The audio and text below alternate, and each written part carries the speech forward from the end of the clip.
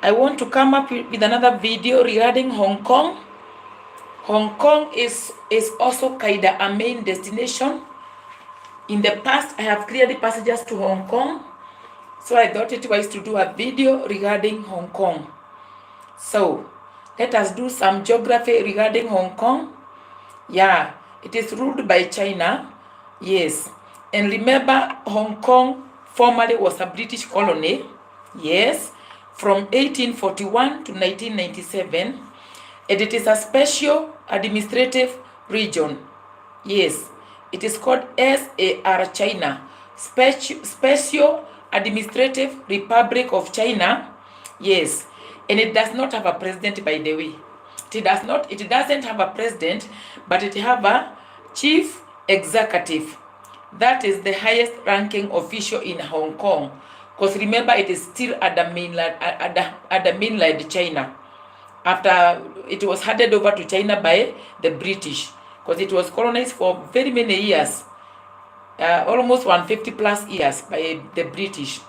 So anyway, Hong Kong is a nice country, yes, and most people can go there visa free. So let us learn regarding Hong Kong, the visa exemptions, the transit and entry requirements. So we start with Hong Kong does not necessarily have a capital city, though it had a capital city when it was ruled by the British, called Victoria. But for now, they do not have a capital city as such. Yes, remember it is still under China. So, yeah, the capital city during that time was called Victoria. Let's learn about the document validity. So, passports and other documents accepted for entry must be valid for a minimum of 1 month beyond the period of intended stay. Yes. Number 1A, Hong Kong, it's into brackets, Special Administrative Region of China. Sometimes I normally make a mistake. I normally call it Special Administrative Republic. No, it is Special Administrative Region of China, must be valid on arrival. So if you have a Hong Kong passport, it should be valid on arrival. It shouldn't be expired. Number 1B, passports and other documents accepted for entry issued to residents of Hong Kong must be valid on arrival. So if you are, maybe you are from Britain or maybe from anywhere, but you live in Hong Kong, your documents must be valid on arrival at least. They shouldn't be expired. C, documents accepted for entry issued by Hong Kong must be valid on arrival. Number D, travel permit to and from Hong Kong and Macau must be valid on arrival. Remember, Macau is also a special administrative region of China. It is also under China. I can't see I cannot see you when I'm doing this video, but kindly like, subscribe, and share widely, because this is very important information, and keep watching all my other videos regarding traveling and all that, and you are gonna benefit. Yes, so thank you so much for coming. Keep liking, commenting. I'm gonna check later, because now I'm on what do we call it, screen something. You cannot see the names, not unless I have another phone. You can't see who is typing or who is watching until later now. Thank you so much. So number E, China travel permit to Hong Kong and Macau must be valid on arrival. So if you have a China travel permit or Macau travel permit, Macau one-way permit, it must be valid on arrival. F, public affairs Hong Kong and Macau travel permit must be valid on arrival. G, travel documents issued to refugees or stateless persons must be valid for a minimum of 2 months beyond the period of intended stay. Then let's go to another part, admission and transit restrictions. So under that, Passengers with a passport issued by Kosovo Republic are not allowed to enter or transit. So note that if you come from Kosovo, you cannot enter or even transit Hong Kong. So let's continue. I don't want to make it long. Minors younger than 18 years registered in a parent's passport are allowed to enter. Warning: passports and other travel documents accepted for entry are considered valid until the day before the expiration date. So that one you should note. My throat is not still very well because I inhaled a lot of cold at work, but I'm not sick anyways, just that too much inhalation of cold. So let's continue. Warning. I did the warning. Let's go to visa exemptions. Passengers with a Hong Kong passport are visa exempted, obviously. Number 2, nationals of China with a travel permit to and from Hong Kong and Macau with an exit endorsement issued by a public security bureau office in mainland China, stating purpose of entry. That is also under visa exemption. Number 3, under visa exemption, those who don't need a visa, nationals of China with the Chinese People Republic travel permit to Hong Kong and Macau. Okay, to Hong Kong and Macau into brackets one-way permit with an endorsement to travel to Hong Kong Special Administrative Region of China. So if you have got that travel permit for Macau and for China's People Republic, you can go to Hong Kong without a visa. Number 4, nationals of China's People Republic with a Public Affairs Hong Kong and Macau travel permit with an endorsement to travel to Hong Kong. You don't need a visa. Under visa exemptions, number 5, passengers with a China's People Republic travel document with an entry permit for Hong Kong. Yes, if you have that one, darling, you do not need a visa to enter Hong Kong.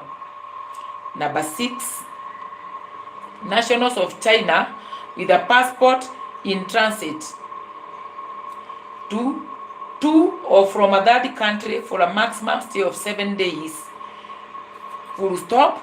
Proof of onward journey is not required if they arrive from a third country in Hong Kong and their destination is China or Macau.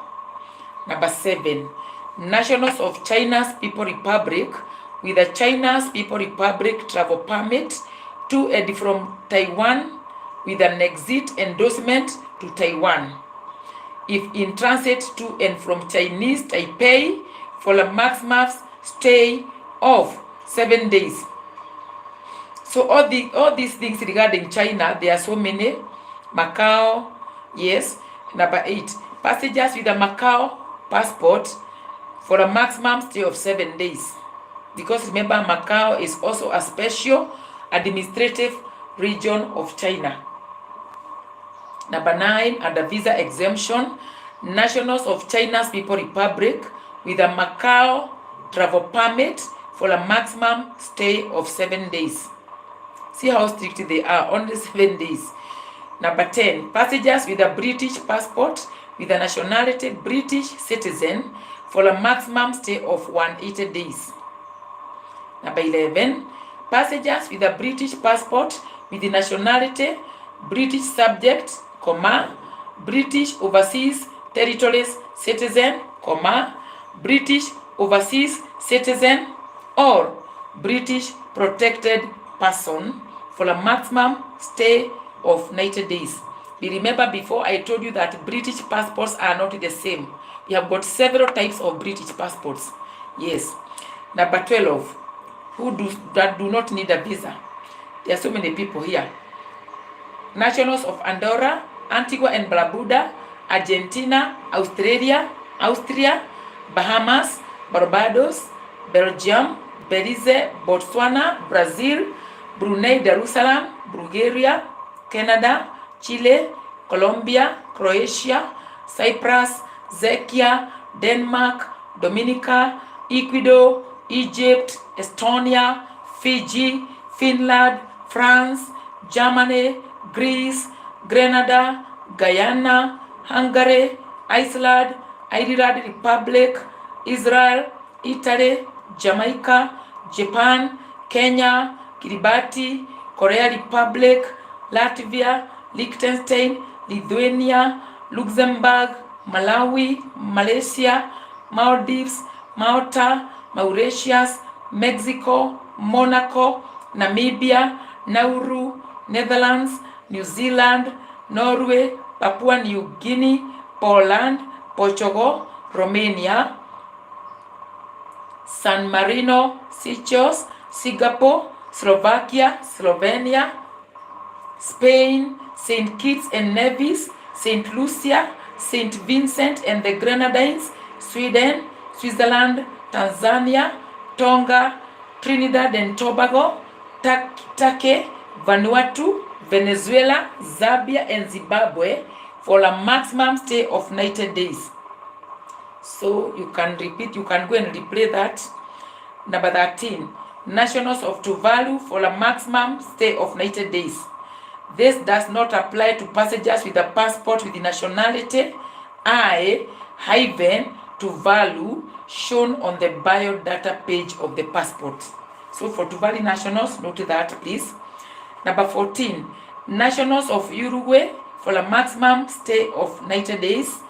This does not apply to passengers with a passport issued under Decree 289/90.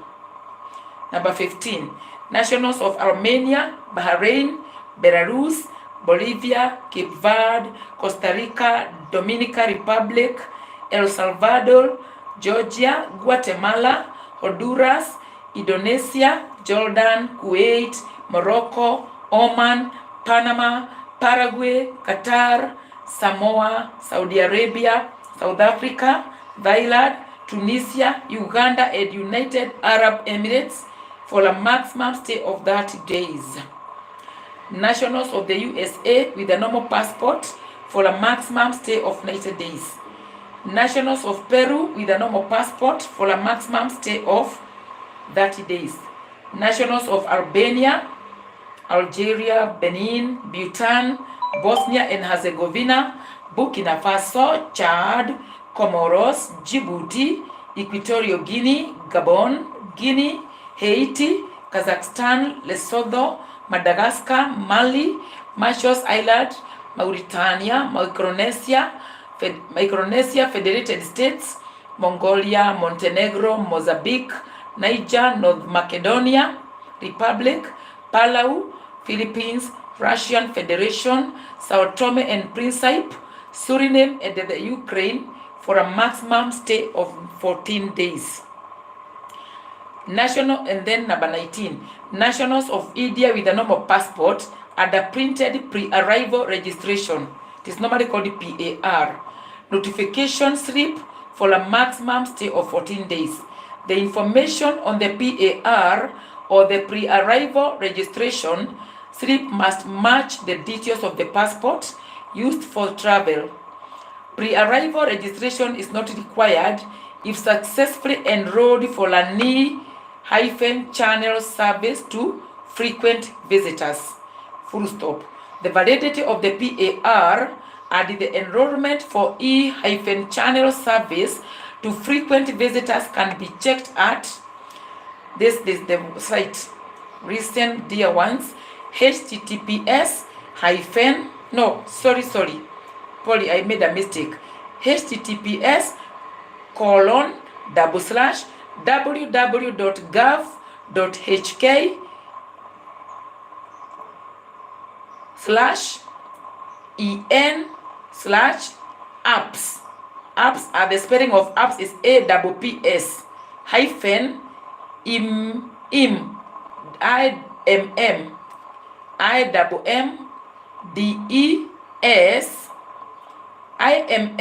IMMDES to Indian percent. Let me spell for you Indian. After that, the Indian percent. It is Indian and then PAR SENQ.HTM, or the Hong Kong space IMMD space mobile app. For that one, because it can be complicated or maybe you didn't even get it right, you can go to the Hong Kong site and look for that on their website anyway, so that it can you can always get the information in the country's website. So for that site, you can go to the website. Yes, for the Indian passengers. Number 20, nationals of Serbia with a normal biometric passport with an electronic chip symbol on the cover. So remember, because Serbia, they still have some old model passports that are not biometric. So for this one, we are talking about the biometric passport that has a biometric chip. I know most of us are familiar with biometric passports, which is not issued by the Coordination Directorate. Yes, the Serbia passport should not be issued by the Coordination Directorate. Number 21, nationals of Vatican City with a normal passport for a maximum stay of 14 days. Number 22, nationals of Timor-Leste for a maximum stay of 7 days.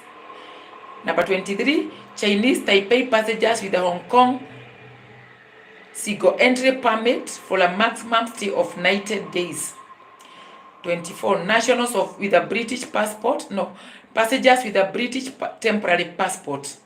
So if you have a British temporary passport, you can also go without a visa to Hong Kong. Number 25, nationals of the USA with an official passport for a maximum stay of 90 days. I will not continue with the official and the diplomatic, because you know what I normally say regarding diplomatic and official. They know the rules because they are normally sent by the government. So I'm not gonna give you a long one because I don't want to tire you.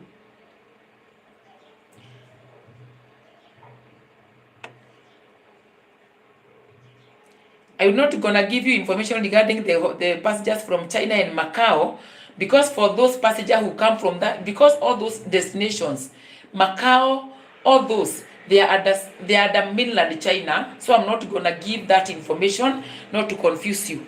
Those who come from China and Macau, they know the rules. So I'm not gonna give you a lot of information. So passengers with the license passe issued by the United Nations traveling on duty. So if you have a UN travel document, it's normally called license passe. License passe is a French name meaning allow pass. It's not a passport. It does not normally have a nationality, but it is a travel document. Yes, you know the UN license passe. Yeah, we have the blue one and the red one for the, is it red or maroon? We have got the blue and the red for the diplomats, for the diplomatic one, staff for UN. The blue is for the normal staff, but things can change anyway. So for the UN passport, for the UN travel document, if you are traveling on duty, you can go without a visa. But even if you have the UN license passe, please don't forget to carry your national passport. It is good to also have your national passport. Nationals of USA with an emergency passport for a maximum stay of 90 days. So note that. And then there's something we normally call the APEC business travel card. So passengers with an APEC is APEC, APEC. So if you have that APEC business travel card, valid for travel to Hong Kong, if you're traveling on business for a maximum stay of 60 days, you can go without a visa. So transit without visa. Listen, passengers with a confirmed onward ticket to a third country within 24 hours. You can see this is different from the one that the other video that I did. This is very different. For Panama is 12 hours, for Hong Kong is 24. Things are not the same. Then full stop. They must stay in the international transit area and have documents required for the next destination. So number 1A, this transit without visa facility does not apply to nationals of Afghanistan, Angola, Cameroon, Central African Republic, Congo Democratic Republic, Cote d'Ivoire, Eritrea, Eswatini, Gambia, Ghana, Guinea-Bissau, Iran, Iraq, Korea Democratic People's Republic, Liberia, Libya, Nepal, Nigeria, Rwanda, Sierra Leone, Somalia, South Sudan, Syria, and Yemen. So note that. Then number 1B, this transit without visa facility does not apply to nationals of Bangladesh, Burundi, Congo, Ethiopia, Pakistan, Sri Lanka, and Togo with a normal passport. Number 1C, this transit without visa facility does not apply to passengers with a passport issued by Kosovo. Remember, I read for you that Kosovo passports cannot enter or transit. Yes. Number 1D, this transit without visa facility does not apply to refugees who are nationals of Afghanistan, Angola, Bangladesh, Burundi, Cameroon, Central African Republic, Congo Democratic Republic, Cote d'Ivoire, Eritrea, Ethiopia, Eswatini, Gambia, Ghana, Guinea-Bissau, Iran, Iraq, Korea Democratic People's Republic, Kosovo Republic, Liberia, Libya, Nepal, Nigeria, Pakistan, Rwanda, Sierra Leone, Somalia, South Sudan, Sri Lanka, Sudan, Syria, Togo, and Yemen. That is it. So we go to warning. Listen to the warning. Nationals of India with a normal passport with a confirmed onward bus or ferry ticket to China, People's Republic, or Macau must also have a printed pre-arrival registration notification slip. The one that I read for you there regarding India, PAR. Full stop. The information on the PAR notification slip must match the details of the passport used for travel. So if you are checking travel documents too, match the PAR and the passport. They should match. The date of birth, the expiry date, everything must match with the passport. So, Pobeda Airlines and Wizz Air do not accept transit passengers in Hong Kong. Remember, I read that also in the other video, in the other whatever. So Pobeda Airlines and Wizz is WIZZ, do not accept transit passengers. So do not go if you are going to transit. They don't even accept, so there's no problem with that. So I think that is enough. I don't want to tire you. I want to do a short video. Don't forget to like, darlings. Don't forget to share with your people, because people normally need this information. Information is power, darlings. Kindly subscribe to my channel, because I have done so many videos regarding traveling, and they're gonna be of great help to you. So for the military and the crew, I don't think I should even read for the military, for they normally travel on duty. And there's another second warning too. Another warning is visitors not holding return or onward tickets could be refused entry. Never forget a return or onward ticket if you are visiting in the country, by the way. Just have a confirmed onward or return ticket. It is very important. So, and then we have got health. They do not require any vaccination certificates. That I think is good to note. And then there's another information that I can give you. Some additional information. Yes, female nationals of mainland China, People's Republic, in advanced stages of pregnancy, and the advanced stages of pregnancy is normally 28 weeks or more, suspected to be entering Hong Kong to give birth, must hold a booking confirmation certificate issued by a Hong Kong hospital proving arrangements for admission. That is good to note for the Chinese, those people that are pregnant. So I don't want to go into I don't want to go on further because I don't want to tire you. Otherwise, thank you so much for watching. Kindly continue watching my travel videos, my vibes videos, and God bless you so much. Learn a lot. If you have any question regarding Hong Kong, you can post that question on that video. If it is regarding South Africa, go to the South African video, post any question, and I'm gonna answer, and you're gonna be blessed.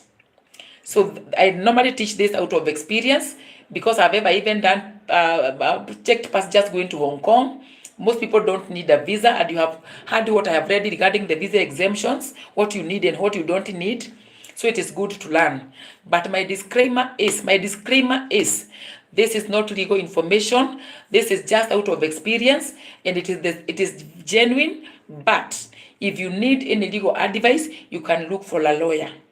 So in case of any changes, you can check on there because rules can change. I normally keep repeating that. Sometimes rules change after 6 months, some change after 1 year, and it is good always to be updated. If you are planning to travel to Hong Kong, you can post any question in that video. I will answer free of charge. I never charge anything, by the way. I will never ask you to send me any coin because remember, I'm God-fearing and I can never do that. So God bless you so much. Ask any question regarding Hong Kong and I'm going to answer you. So bye. See you later. Keep liking, keep commenting, and God bless you so much.